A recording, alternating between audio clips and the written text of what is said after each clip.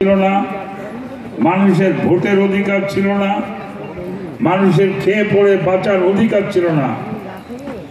এক এক করে সকল প্রতিষ্ঠান শেখ হাসিনা ধ্বংস করে দিয়েছে।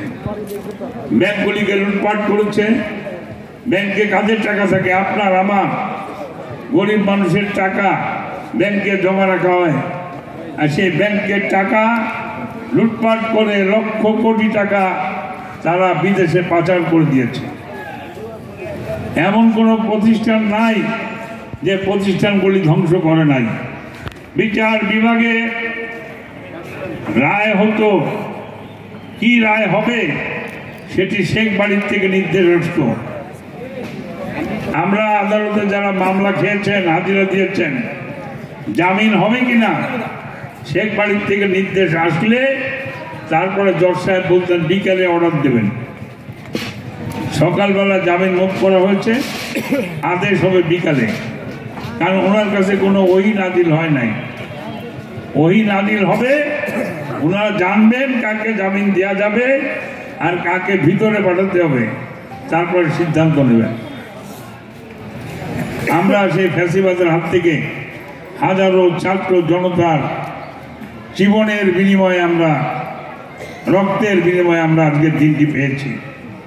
আজকে আমরা কথা বলতে পারছি, আমরা দাঁড়িয়ে দুটি কথা, আমাদের মতামত, আমাদের দলের কথা আমরা প্রকাশ করতে পারছি, যেটি দুদিন আগে, এই আগস্টের আগে আমরা কখনো কল্পনা করি নাই।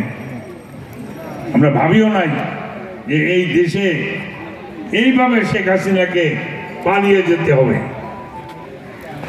আপনাদের মনে আছে ইলিয়াস আলী এবং চৌধুরী আলমকে গুম করার মধ্য দিয়ে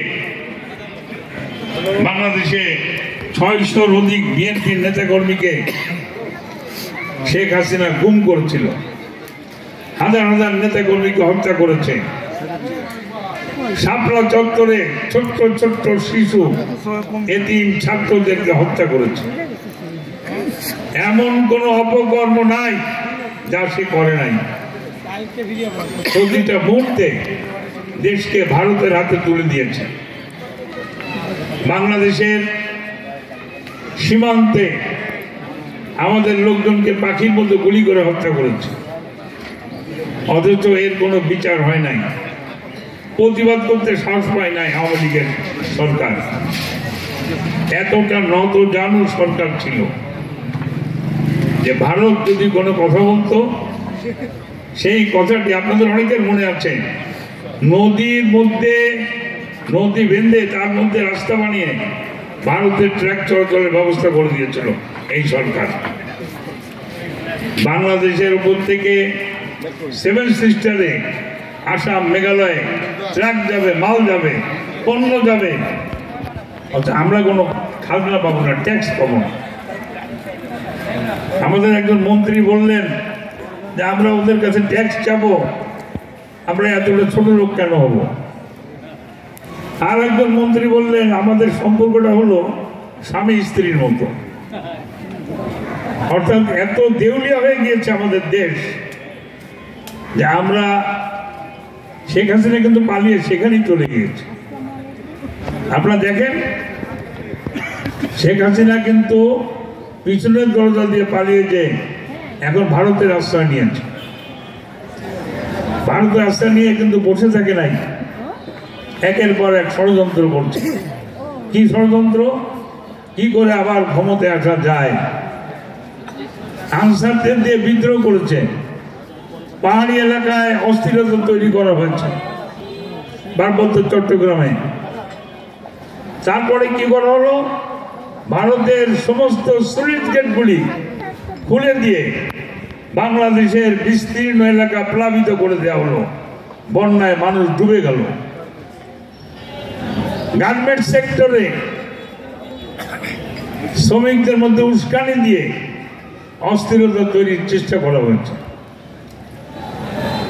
আনসার বিদ্রোহ করা হয়েছে।